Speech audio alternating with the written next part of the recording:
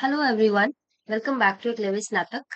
आज हम general elective subject से मीडिया एंड कम्युनिकेशन स्किल का यूनिट 5 देखने जा रहे हैं, जो कि आपके सेमेस्टर 6 के लिए होने वाला है। यूनिट 5 का नाम है some significant issues of mass communication.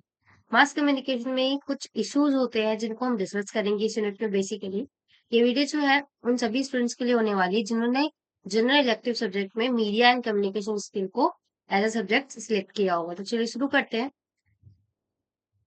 और जैसा कि मैं आपको बताती हूँ, हमारे पास इस सब्जेक्ट में 5 यूनिट्स है और 4 यूनिट्स हम पहले ही कंप्लीट कर चुके हैं। अगर आपने उन्हें नहीं देखा है तो आप जाकर पहले उन वीडियोस को जरूर देखिएगा।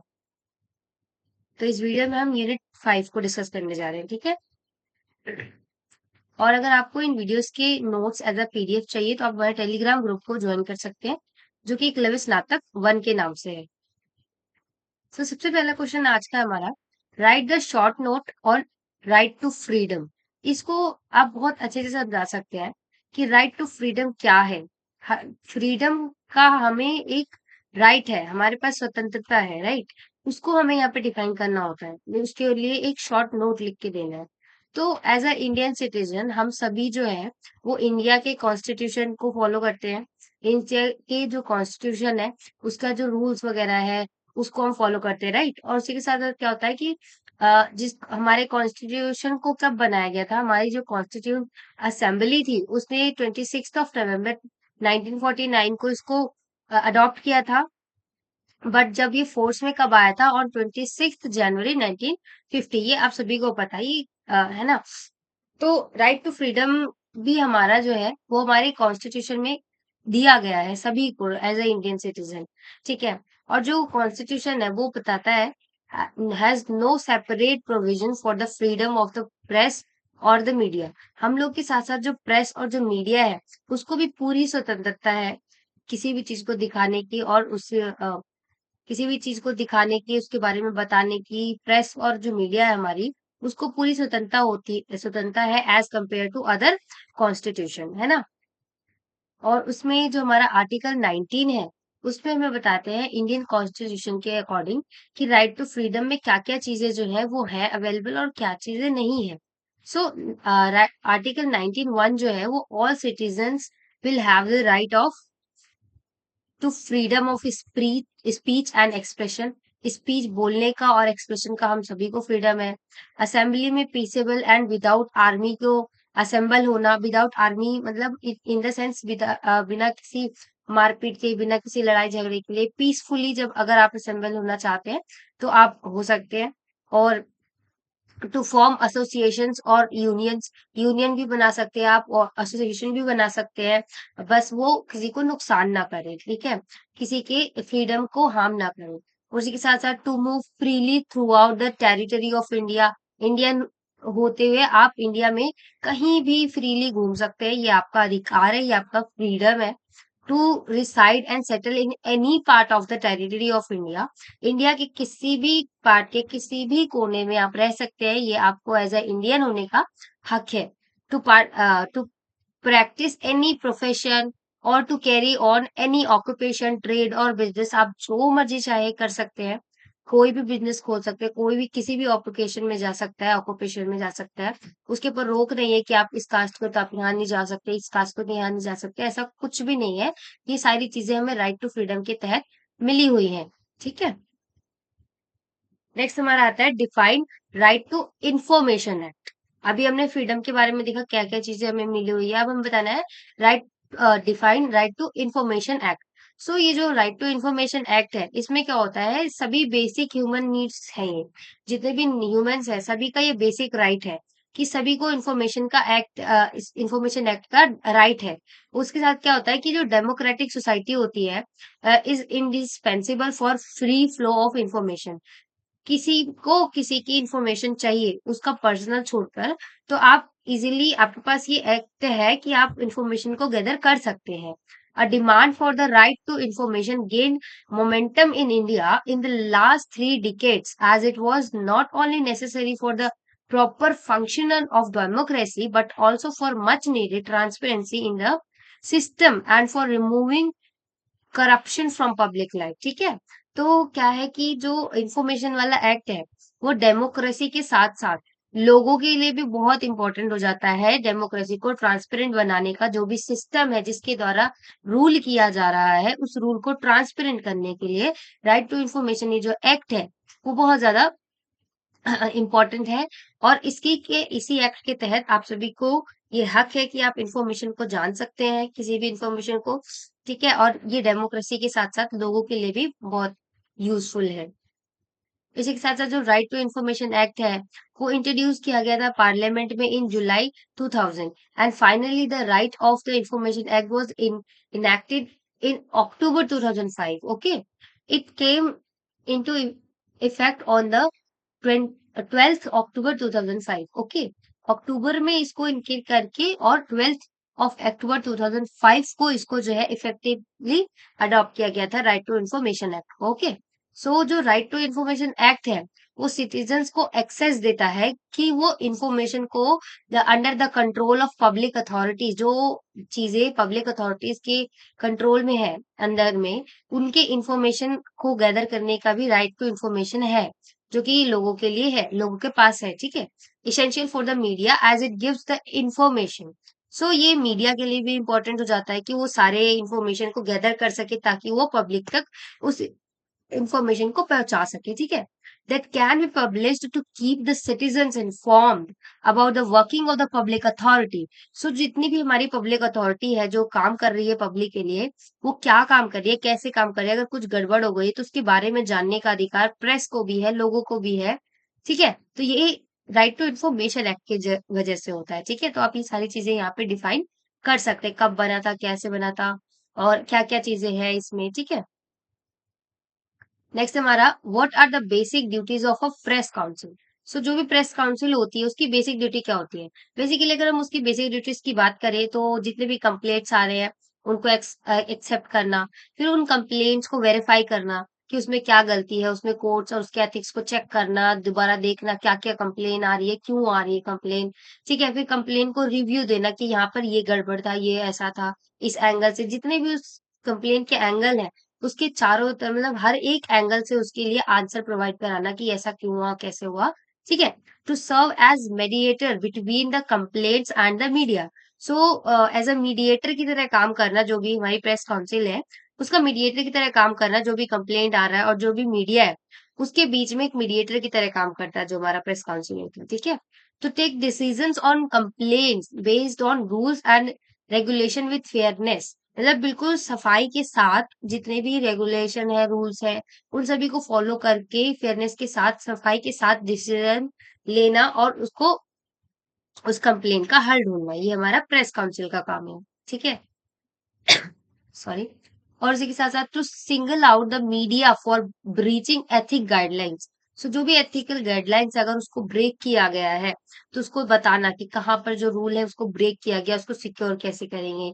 To secure transparency and publicity of all decisions taken, जो भी डिसीजन लिया गया है, उसकी ट्रांसपेरेंसी और जो पब्लिसिटी जितनी होगी उसको सिक्योर करना, कुछ ज़्यादा ही ना बता दिया जाए, कुछ ज़्यादा ही ना छुपा दिया जाए, ठीक है? उसको सिक्योर करना। और इसके साथ-साथ एनालाइज़ करना, कमेंट करना कि जो मीडिया जो है वो ट्रेंड जो फ़ॉलो कर रही है, जो गाइडलाइन दे रही है, जो भी रिक्वायरमेंट्स है सारे, उसके बारे में गाइडलाइंस देना, उसको फ़ॉलो करवाना, एनालाइज़ करना उस चीज़ को, अम, जो भी फैसला लिया गया, रूल बनाया गया, उसपे एनालाइज़ करना, उसको कमेंट करना, उसके मतलब उसकी सारी चीज़ें बताना, ठीक है? To suggest amendments to the code of ethics, जो भी एथिक्स है उसके कोड्स को, अमेंडमेंट्स को बताना, समझाना, ठीक है? To set journalist professional standards, जो जर्नलिस्ट होता है उसके भी प्रोफेशनल स्टैंडर्ड को सेट करना। टू डिफेंड प्रेस फ्रीडम, जो प्रेस की जो फ्रीडम होती है उसको भी डिफेंड करना, ठीक है? उसको भी बचाना। तो ये बेसिकली प्रेस काउंसिल के हमारे ये सारे काम होते हैं। आई होप कि आपको यहाँ तक सारी चीज समझ में आ रही होंगी। नेक्स्ट देखते हैं, what is the objective of the copyright act 1957। तो जो कॉपीराइट एक्ट है हमारा, उसका ऑब्जेक्टिव क्या होता है? तो अगर हम उसके ऑब्जेक्टिव की बात करें, सबसे पहले कि to reproduce the work in any material form, जो भी किसी भी मटेरियल से अगर किसी भी चीज को कॉपी किया गया, अगर मैं सीधी बात में बोलूं, तो the objective of the copyright act is to safeguard the interest of the writer or the creator of a work of art or literature, etc. So The Copyright Act does not authorize the doing of any of the following acts, namely to reproduce the work in any material form, किसी भी material form में दोबारा ही उसको उसी same चीज को किसी दूसरे मटेरियल में करके कॉपी कर देना, ये टू पब्लिश द वर्क, जब वर्क पब्लिश हो रहा है तो उस टाइम देखना उसमें कॉपीराइट की सारी चीजें देखना, to perform the work in public, जो पब्लिक में वर्क को परफॉर्म करना, टू प्रोड्यूस रिप्रोड्यूस परफॉर्म और publish any translation of the work, अगर किसी काम की ट्रांसलेशन की जरूरत है तो उसको ट्रांसलेट करवाना, उसके कॉपीराइट को देखना, उसमें कोई चीज कॉपी, कितनी चीज कॉपी हो रही है, क्या हो रहा है, कोई अननेसेसरी चीज तो नहीं कॉपी की गई है, ये सारी चीजें, to make any cinematograph film और a record in respect of the work, किसी भी अगर उस चीज को लेकर कोई भी मूवी बनाई जा रही है, कोई फिल्म बनाई जा रही है, रिकॉर्ड किया जा रहा है, तो वो सारी चीजें चेक करना, और उसी के साथ साथ जो भी वर्क है जो कि रेडियो ट्रांसमिट और to communicate to the public by loud speaker और any other similar instrument the radio transmission of the work, जो भी काम है जिसको पब्लिश करना है, लोगों के सामने परफॉर्म करना है, उसकी सारी चीजों को चेक करना, उसके ट्रांसलेशन को देखना, उसमें कौन कौन सी चीजें कॉपीराइट का है, क्या है, यही सारी चीजें बेसिकली कॉपीराइट एक्ट का काम है, ठीक है। उसी के साथ साथ to do in relation to a translation और an adaptation of the work any of the act specified in relation to the work in the first four clauses, तो इसके फोर क्लॉजेस होते हैं, जिसके फोर क्लॉजेस के अंदर काम करना किसी भी चीज को पब्लिश करने के लिए, बेसिकली ये सारी चीजें कॉपीराइट का ऑब्जेक्टिव होता है, कॉपीराइट जो एक्ट है उसका ऑब्जेक्टिव ये है कि लोगों तक काम पहुंच सके, सफाई से पहुंचे, कॉपीराइट एक्ट को पूरा फॉलो करके पहुंचाया जा सके, ठीक है। नेक्स्ट हमारा right the brief history of print media in India, तो जो इंडिया है उसमें प्रिंट मीडिया की हिस्ट्री के बारे में बताना है।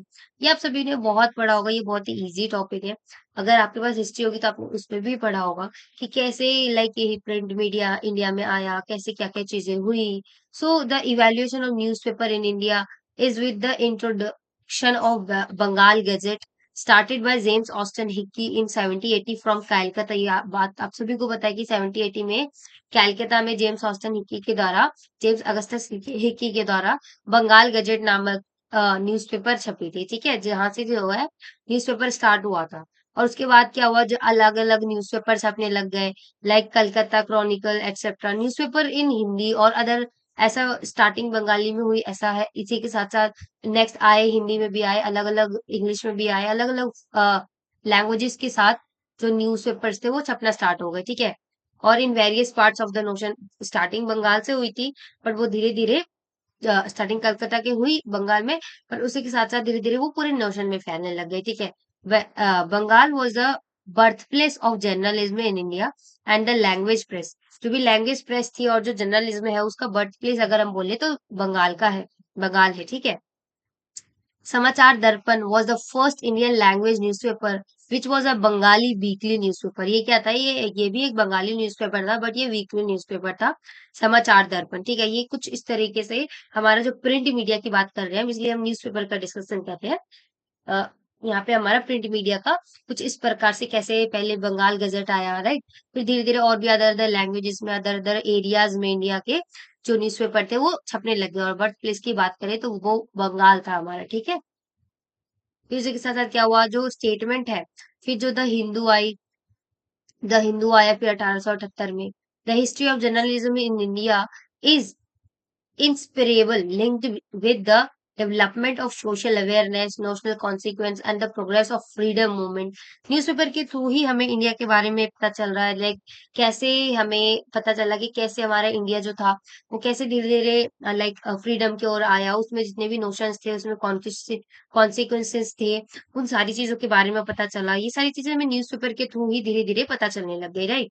उसी के साथ साथ जो न्यूज़पेपर थे लाइक केसरी, प्रताप, मराठा, यंग, इसके अलावा brought revolution in the Hindu journalism of Indian even the first prime minister of India Jawaharlal Nehru called the newspaper a tool of notion reconstruction and social reformation, मतलब सोशल जो है उसको दोबारा बनाना, उसका दोबारा बिल्ड करना, उसको दोबारा लाइक जितनी भी चीजें हमारी खो चुकी हैं, लोगों को नहीं पता है कुछ के बारे में, लोगों को बताना, लोगों को दोबारा खड़ा करना, रिफॉर्म करना, रीयूनाइट करना, रीस्ट्रक्चर करना लोगों का और चीजों का, उसके लिए जो न्यूज़पेपर है वो एक एज अ टूल की तरह काम करेगा, ठीक है? जो हमारे जवाहरलाल नेहरू जी थे फर्स्ट प्राइम मिनिस्टर, उन्होंने भी न्यूज़पेपर को बहुत इम्पोर्टेंट बोला और एज़ अ टूल बोला उन्होंने कि हमारे नेशन का कंस्ट्रक्शन करने के लिए, दोबारा रिफ़ॉर्म करने के लिए जो न्यूज़पेपर है एज़ अ टूल काम करेगा।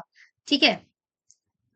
उस सीरीज़ में कई ऐसे न्यूज़पेपर है लाइक केसरी, प्रताप, मराठा एक्सेट्रा।